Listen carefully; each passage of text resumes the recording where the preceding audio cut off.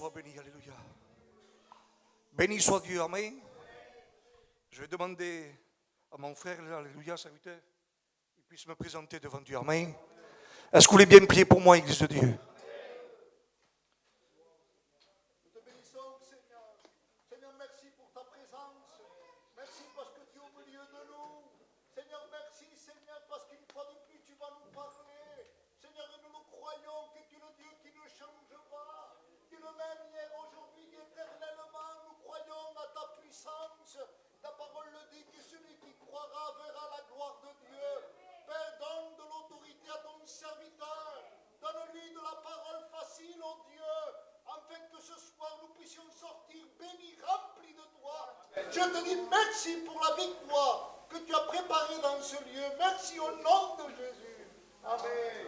Et le peuple dit, amen. Béni soit Dieu.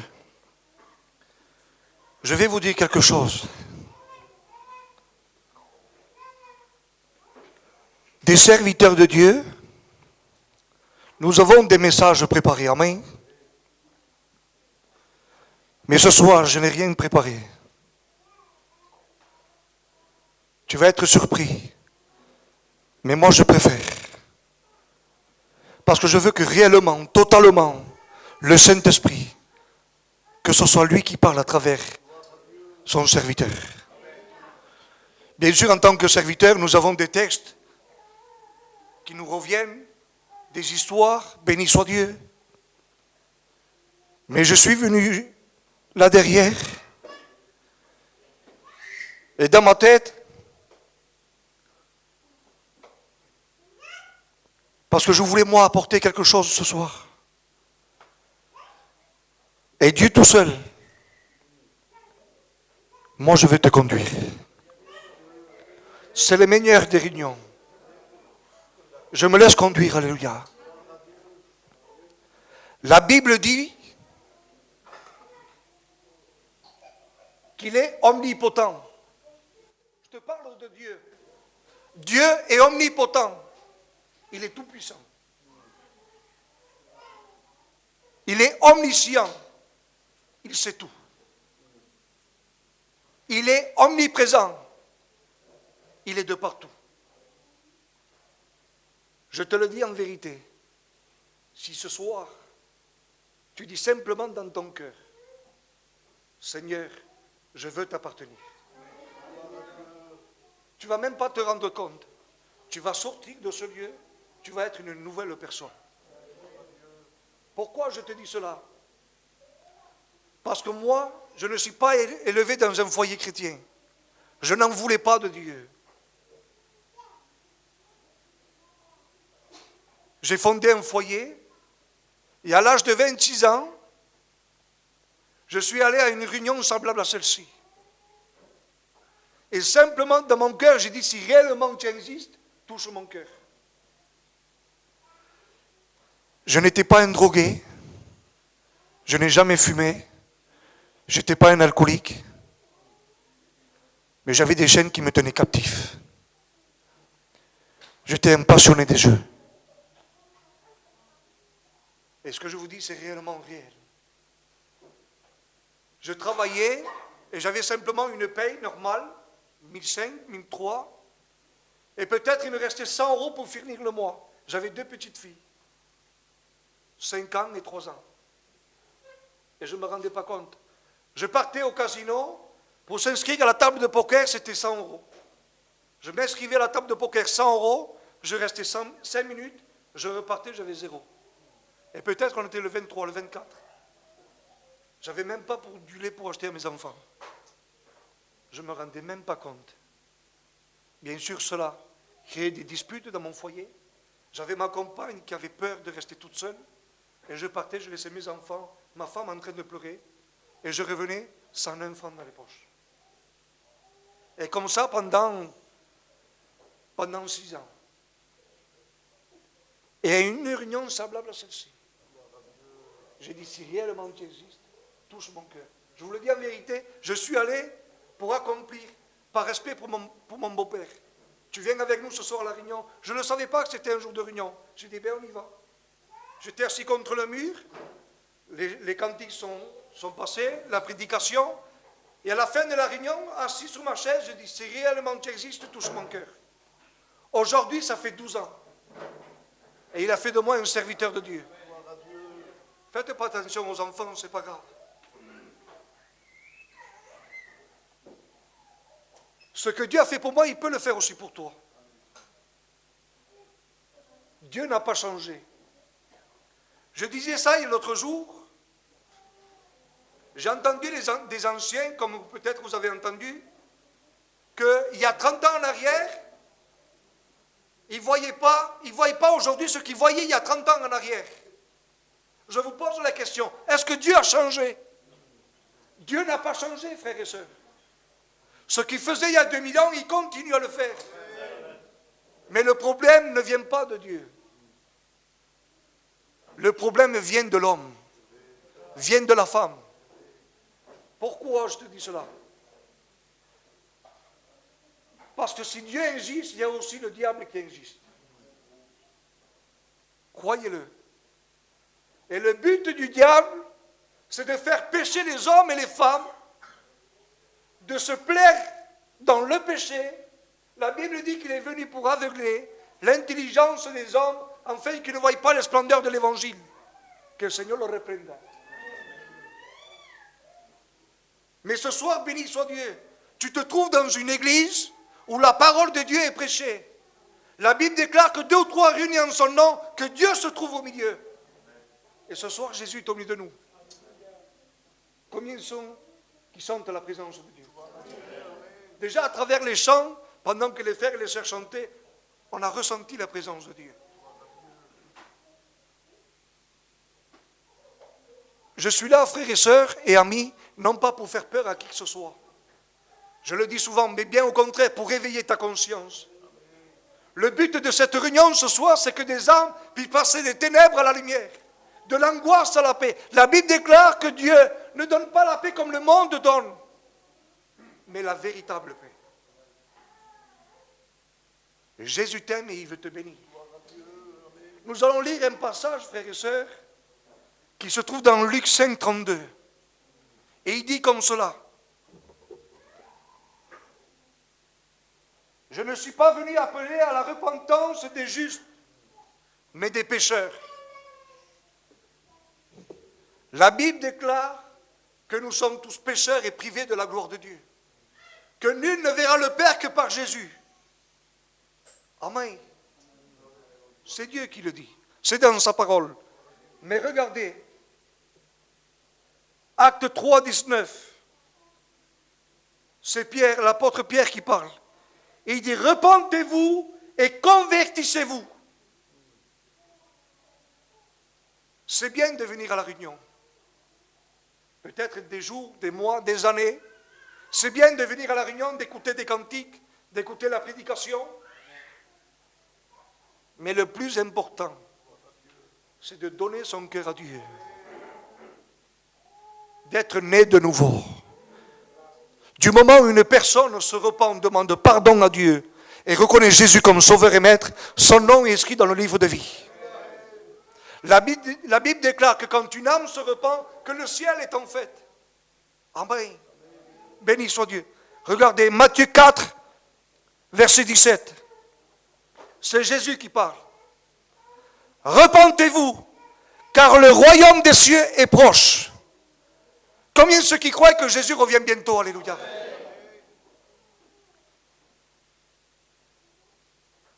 Nous voyons à travers le monde, à travers ce qui se passe,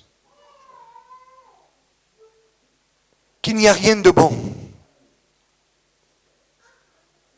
Même s'il y aurait peut-être, je dirais, un anniversaire, un mariage dans la famille, c'est passager.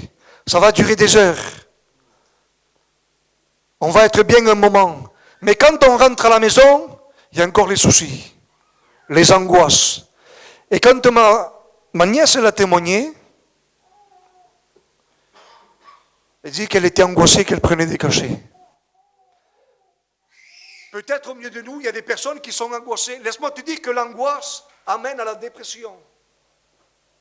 Et la dépression amène à des pensées de suicide. C'est le but de l'ennemi. Que le Seigneur le reprenne, alléluia. Ce soir, alléluia, la parole de Dieu est prêchée. Pourquoi? Parce que laisse-moi te dire que peut-être toi tu te dis, je ne peux rien faire. Il n'y a pas de solution. La Bible dit ce qui est impossible aux hommes est possible à Dieu.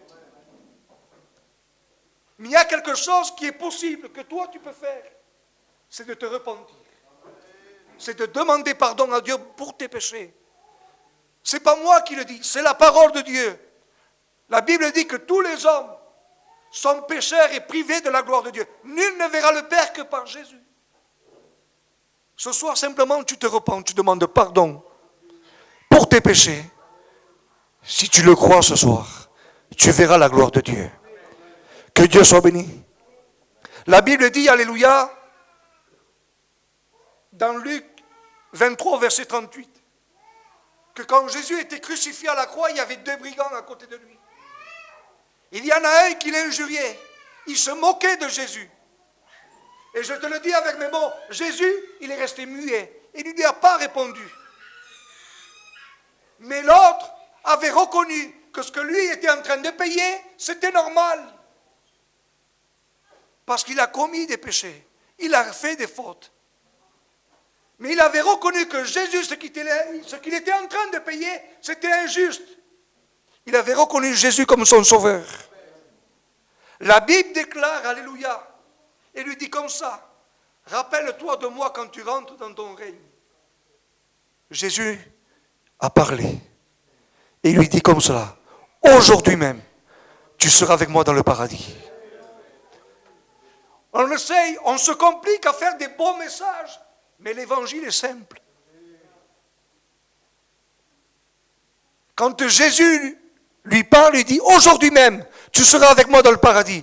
C'est quoi que je veux te dire par là? Ce soir, si tu reconnais Jésus comme sauveur et maître, si tu demandes pardon pour ta misère, ce soir même, Jésus va te bénir. Il ne se fait pas attendre. Tu vas me dire, oui, mais ça fait un moment que je viens, je demande, il n'y a rien qui se passe. Je te demande pardon. C'est parce que tu ne demandes pas avec un cœur sincère. C'est parce que tu as un cœur partagé. Tu veux de Dieu, mais le monde te plaît. Ça ne marche pas comme ça.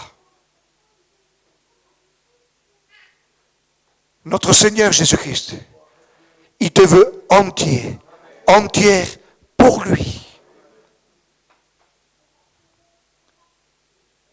C'est une parabole, frères et sœurs. Quand je me suis fiancé avec ma fiancée, avec ma femme, elle était pour moi. Je pose la question, quand on est fiancé, que ce soit notre fiancé ou notre fiancé, il est pour nous, oui ou non? Oui ou non? Amen. Jésus, c'est pareil. Il nous veut pour lui. On ne peut pas avoir un cœur partagé.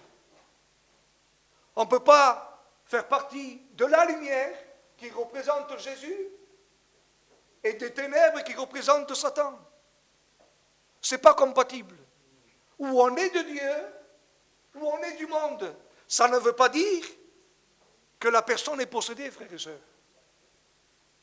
N'aie pas peur, je ne suis pas là pour te faire peur, mais pour réveiller ta conscience. Parce que le but de ce message ce soir, c'est que tu puisses prendre conscience que Jésus t'aime et il veut te bénir. Et il a le pouvoir de guérir les cœurs brisés. Le but de l'ennemi, comme il est dit dans sa parole, il est venu pour aveugler l'intelligence des hommes, afin qu'ils ne voient pas la splendeur de l'évangile. Mais béni soit Dieu pour cette réunion ce soir, pour l'église de Bernice, pour vos serviteurs, pour les frères et les sœurs qui prient, qui jeûnent, enfin pour que les hommes puissent venir à la repentance. Croyez-moi, je vous le dis en vérité, je bataille, je lutte pour que des âmes se sauvent. Ça fait 2 mois et demi que je suis sorti de la responsabilité de l'île sur Sorgue. Et là où on m'appelle prêcher, j'évangélise. Pourquoi? Parce que le monde va mal. Je sais que Dieu existe, mais je sais aussi que le diable il existe.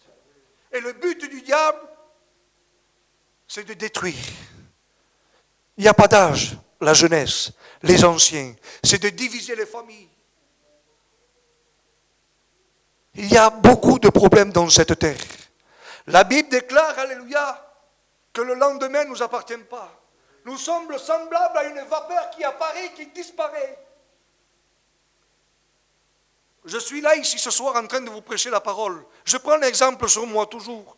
Ce soir, je suis en train de vous prêcher, mais peut-être demain, je ne suis plus là. Parce que ma vie ne m'appartient pas. Et souvent, on prend conscience simplement quand il arrive une catastrophe. Mais il faut prendre conscience tous les jours. Si je peux m'exprimer ce soir, le souffle de vie, c'est parce que lui me le prête. Si lui il veut, je quitte cette terre. Mais je sais que si je viendrais à quitter cette terre, je sais où je pars. Mais toi, je pose la question, si Jésus ce soir viendrait chercher son église, fais-tu partie du voyage? C'est entre toi et Dieu. Je veux que tu prennes conscience que la seule vérité, le seul qui peut te donner du bonheur, la paix dans ton cœur, c'est Jésus. Ni ton père, ni ta mère, ni ton frère, ni ta soeur, ni tes enfants, ni un cousin, ni une cousine. À un moment, tu te retrouves tout seul chez toi. Et tu te dis, j'en peux plus. Et tu sais pourquoi tu n'en peux plus? Parce que le péché t'amène à être bas, par terre. C'est le but du péché. On ne se sent plus bien. On est conscient que même ce qu'on fait n'est pas bien. Et on continue à le faire. C'est plus fort que nous. Parce qu'on est poussé par des mauvais esprits. Ça ne veut pas dire que la personne est possédée, non. Mais la Bible déclare, c'est Dieu qui parle, celui qui n'est pas avec moi est contre moi.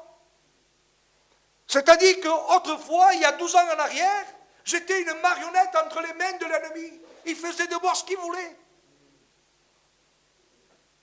J'ai entendu des témoignages, ça m'est arrivé pareil, et je l'ai réalisé après, une fois chrétien. Il m'a enlevé même l'amour de mes enfants. Je ne pouvais même pas leur donner à manger parce que j'étais aveuglé. J'étais passionné par les jeux. Est-ce que vous trouvez que c'est normal?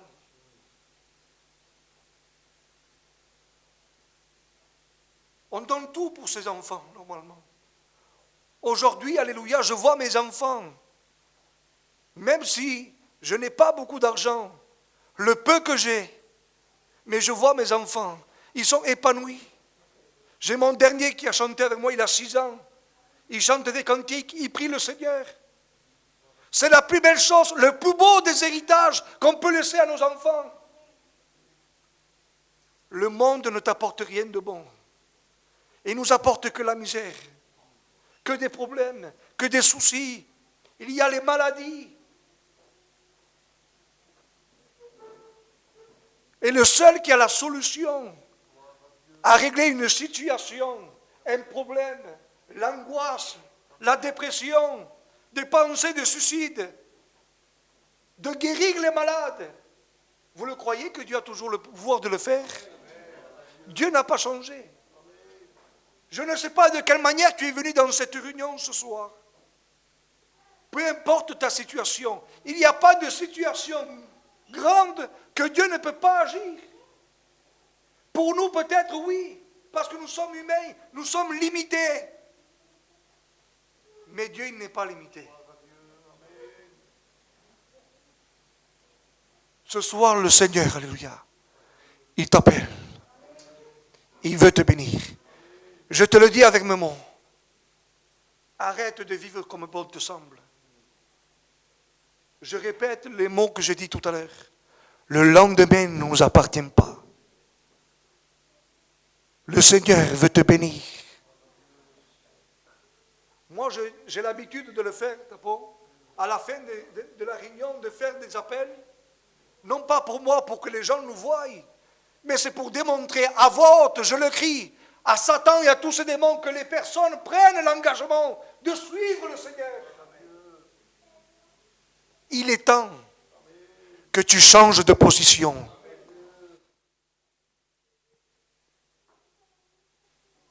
Dans Romains 6, 23, il est dit comme cela, le salaire du péché, c'est la mort. Mais le don gratuit de Dieu, c'est la vie éternelle. Necesito un libro, tampoco.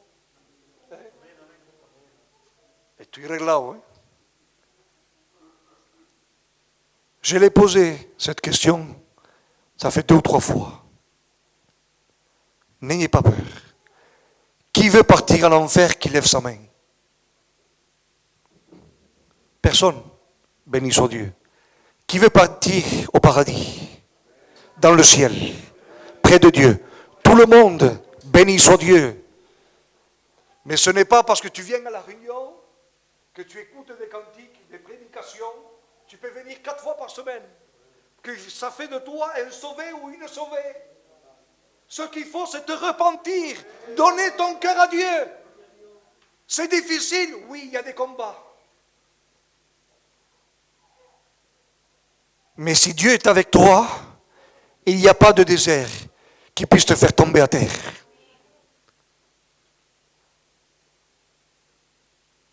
Je peux tout par celui qui me fortifie.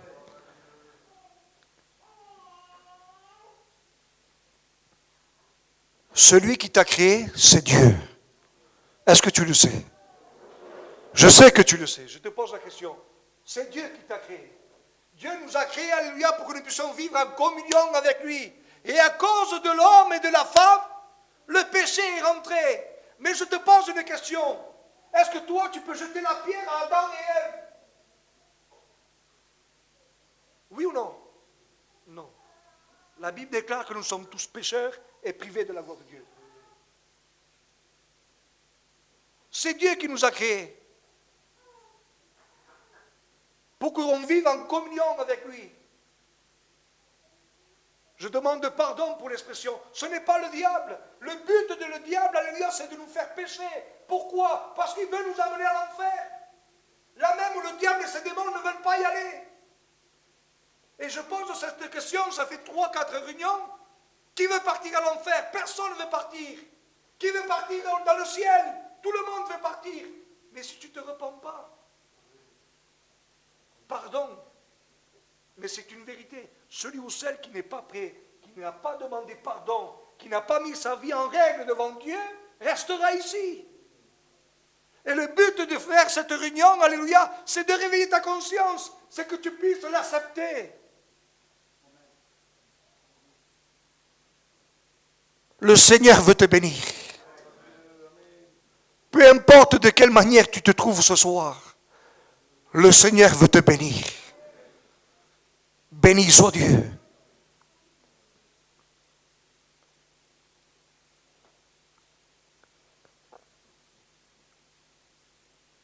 J'aimerais te dire cela. C'est fort depuis tout à l'heure. Arrête de vivre comme toi tu veux. Le Seigneur t'appelle. C'est ta réunion ce soir. C'est pour toi. Ne dis pas non, c'est pour celui-là de derrière, celui-là d'à côté. Non, c'est pour toi. Le Seigneur veut te bénir, veut te changer, veut te combler. Mais est-ce que tu le veux toi ce soir? J'ai aimé ce qu'il a dit votre serviteur tout à l'heure. Parce que je le dis aussi souvent. Ce soir, au nom de Jésus, si tu le veux, si tu le crois ce soir que Jésus a le pouvoir de te bénir, tu vas voir la gloire de Dieu. Ce soir. La Bible nous dit qu'il y a une femme malade, alléluia, depuis 12 ans. Et la Bible nous dit qu'elle avait gaspillé tous ses biens au docteur. Et elle n'avait plus rien. Mais elle avait entendu que Jésus faisait des miracles. Et elle se dit simplement en elle-même, si je pourrais toucher le bord du vêtement, je serais guérie. Elle a cru que Jésus était la solution à sa vie. La Bible nous dit qu'elle se faufile au milieu d'une multitude de gens et elle touche le bord du vêtement. La Bible déclare que dans l'heure même, elle fut guérie. Mais vous croyez que Dieu a changé? Dieu n'a pas changé. Alors ce soir, si tu le crois, le Seigneur va te bénir. On s'incline devant la présence de Dieu, alléluia. Ce n'est pas à force de paroles. Mais le principal a été dit et tu l'as compris. Tu sens ton cœur battre. Ne résiste pas à l'appel de Dieu. Et j'aimerais demander aux frères de la chorale qui puissent nous chanter un cantique, alléluia. Et avec la permission de votre serviteur, j'aimerais faire un appel.